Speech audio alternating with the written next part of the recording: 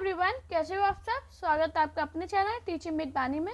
Friend, जैसे कि आपको पता है, रोज शाम 8 बजे हमारे चैनल पर हिंदी की क्लास होती है। उसके अकॉर्डिंग हम अपनी आज की क्लास को स्टार्ट करेंगे। आज की जो हमारी क्लास है वो मोस्ट इम्पॉर्टेंट है, क्योंकि आज की क्लास में हम पढ़ेंगे हिंदी साहित्य के महाकाव्य एवं खंडकाव्य। पेपर में बहुत पूछे जाते हैं कौन सा महाकाव्य किसका है, कौन सा खंडकाव्य किसका है और किस युग का है। तो आपको आज मैं सब पढ़ाऊंगी एक क्लास में, तो वीडियो को लास्ट तक जरूर देखना। सबसे पहले हम पढ़ेंगे हिंदी के प्रमुख महाकाव्य, जिसमें हम सबसे ज़्यादा मोस्ट इम्पोर्टेंट पॉइंट कि हिंदी का प्रथम महाकाव्य कौन है, बहुत पूछा जाता है। तो आपको याद रखना दोस्तों, चंद्रवरदायी कृत पृथ्वीराज रासो को हिंदी का प्रथम महाकाव्य कहा जाता है। तो आपको मैंने क्या बताया, चंद्रवरदायी कृत पृथ्वीराज रासो को हिंदी का प्रथम महाकाव्य कहा जाता है। अब हम पढ़ेंगे पद्मावत किसका महाकाव्य है। तो आपको याद करना, मलिक मोहम्मद जैसी का पद्मावत महाकाव्य है, और जो कि पेपर में बहुत बार पूछा गया है। आज जितने भी मैं पढ़ा रही हूँ क्लास, ये ज़्यादातर पेपर में सभी पूछे गए और इम्पोर्टेंट है पॉइंट। हमारा अगला पॉइंट, रामचरितमानस। बहुत बार पूछा गया है कि रामचरितमानस किसका महाकाव्य है। तो आपको याद रखना है ये तुलसीदास का है। पद्मावत से तो बहुत क्वेश्चन बनते हैं, आपने खुद सॉल्व भी किए होंगे, पेपर में बहुत बार पूछा गया। पद्मावत है वो किसका महाकाव्य है। तो आपको याद रखना मलिक मोहम्मद जैसी का, रामचंद्र का। तो दोस्तों आपको याद रखना रामचंद्र का एक महाकाव्य है, और ये किसका महाकाव्य, आचार्य केशव दास का। साकेत बहुत पेपर में पूछे गए हैं, साकेत किसका महाकाव्य, मैथिली शरण गुप्त का। प्रिय प्रवास, तो दोस्तों आपको याद रखना जो प्रिय प्रवास महाकाव्य है ये है अयोध्या सिंह उपाध्याय हरिऔध का, जिसे हम हरिऔध भी कहते हैं। आज की जो क्लास है वो मोस्ट इम्पोर्टेंट है, तो आप क्लास को पढ़िए अच्छे से। और इसकी जो PDF है आपको मेरे टेलीग्राम चैनल पर मिल जाएगी, तो आप टेलीग्राम चैनल को ज़रूर ज्वाइन कर लेना, उस पर आपको ये मिल जाएगी। दोस्तों बस आपसे एक रिक्वेस्ट है, इतना सब मैं आपके लिए करती हूँ। मैं आपसे रिक्वेस्ट है कि आप मेरे वीडियो को लाइक किया कीजिए, शेयर किया कीजिए और चैनल को सब्सक्राइब जरूर किया कीजिए, जिससे मुझे एक मोटिवेशन मिलता है। और मुझे कमेंट में बताया कीजिए कि आपको अगली क्लास किस टॉपिक पे चाहिए। हमारा अगला जो महाकाव्य है वो कृष्णायन। तो आपको याद रखना जो कृष्णायन महाकाव्य है ये है द्वारका प्रसाद मिश्र का।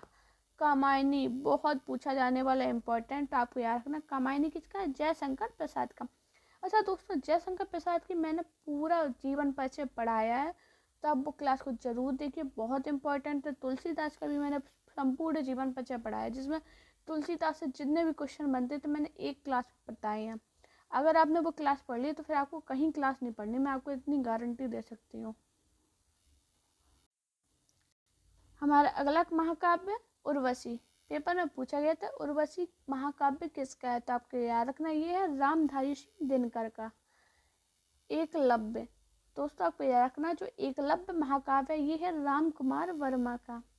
उर्मिला, उर्मिला किसका महाकाव्य है, बालकृष्ण शर्मा नवीन का। अब आप लोग कहोगे मैंने तो जयशंकर प्रसाद का पढ़ा, तुलसीदास जी का पढ़ा है, यही पढ़े हैं, पृथ्वीराज रासो पढ़ा है, लेकिन आपको ये भी पढ़ने हैं। ये भी महाकाव्य हैं जो पेपर में पूछे जाते हैं।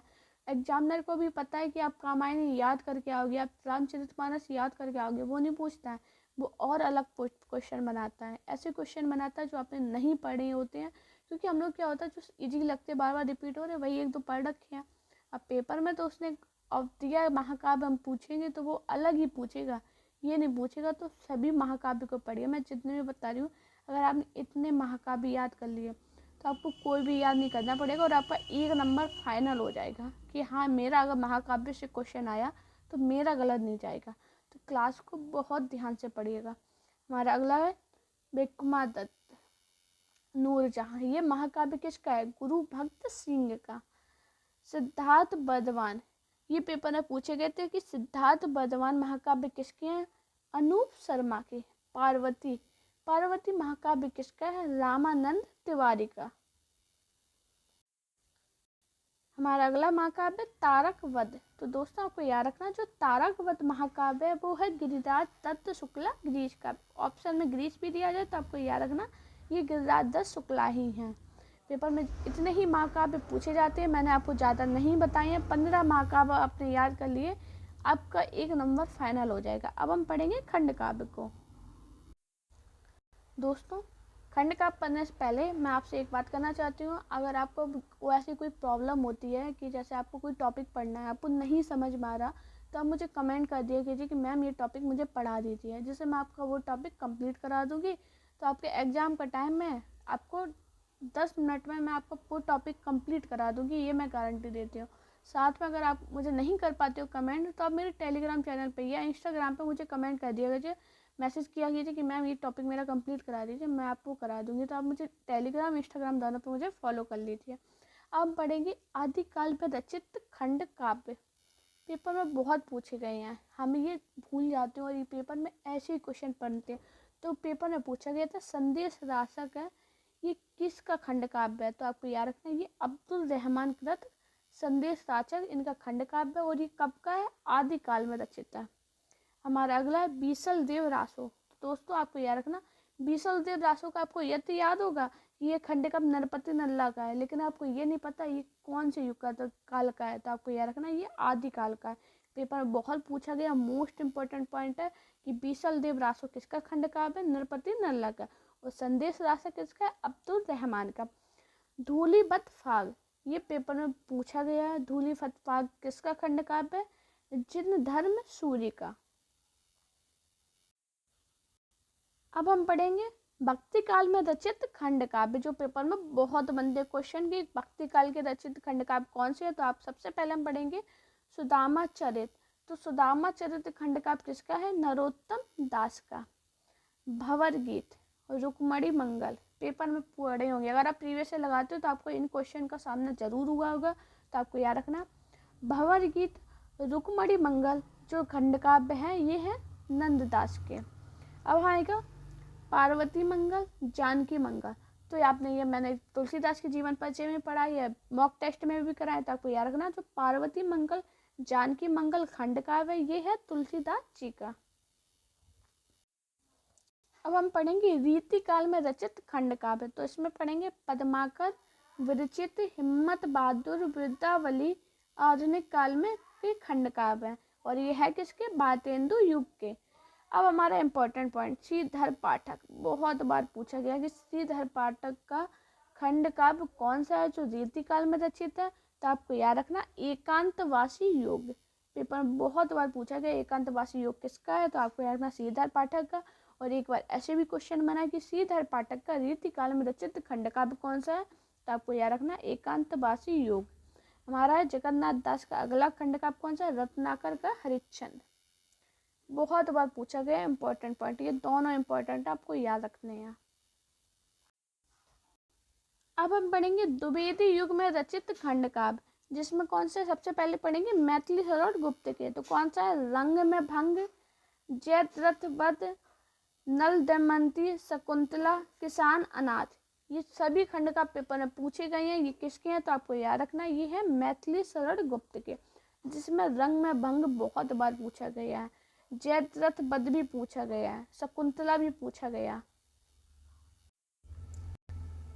अब हम पढ़ेंगे सियाराम शरण गुप्त का।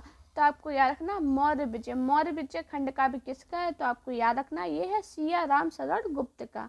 हमारा अगला खंड काव्य मिलन और पथिक। मिलन पथिक बहुत बार पूछा गया, मिलन भी पूछा गया, ये किसके खंड काव्य है? तो ये राम नरेश त्रिपाठी के। अगर हम मॉक टेस्ट लगाए हैं मेरे तो आपको ये सभी याद होंगे। हमारी आत्मार्पण, तो आत्मार्पण जो खंड काव्य है ये है द्वारका प्रसाद गुप्त का द्विवेदी युग में रचित खंड काव्य। अब हम पढ़ेंगे छायावाद युग में रचित खंड काव्य। तो दोस्तों आपको याद रखना सुमित्रा नंदन पंत का कौन सा खंड काव्य? ग्रंथी। मैंने वही आपको पढ़ाए हैं जो इम्पोर्टेंट है, एग्जाम में बार बार पूछे भी गए हैं, ज़्यादातर सभी एग्जाम में ये पूछे गए थे। छोटे बड़े एग्जाम मैंने सभी को एक मध्य देखते हुए ही मैंने कराए हैं। तो आपको याद रखना ये सभी एग्जाम के लिए हैं। आएगा राम नरेश त्रिपाठी। राम नरेश त्रिपाठी का कौन सा खंड काव्य है? स्वप्न। पेपर में पूछा गया था स्वप्न खंड काव्य किसका है। तो आपको याद रखना राम नरेश त्रिपाठी का। अब आपको याद रखना मैथिली शरण गुप्त के पंचवटी, अनद, वन वैभव, बक संहार। आपको याद रखना ये सभी जो खंड काव्य हैं ये मैथिली शरण गुप्त के हैं। हमारा अगला खंड काव्य सुनाल, तो ये सुनाल खंड काव्य किसका है? अनूप शर्मा का। हमारा अगला जो खंड काव्य है वो है आत्मोत्सर्ग, तो आपको याद रखना ये किसका है? सियाराम शरण गुप्त का। अब इम्पोर्टेंट, मोस्ट इम्पोर्टेंट, तुलसीदास खंड काव्य किसका है? तो आपको याद रखना जो तुलसीदास खंड काव्य है ये है सूर्यकांत त्रिपाठी निराला का। कीचक वध, तो आपको याद रखना दोस्तों जो कीचक वध खंड काव्य है ये है शिवदास गुप्त का। कंसवध, ये भी बहुत बार पेपर में पूछा गया, मोस्ट इम्पोर्टेंट है, तो आपको याद रखना कंसवध किसका है? श्यामलाल पाठक का।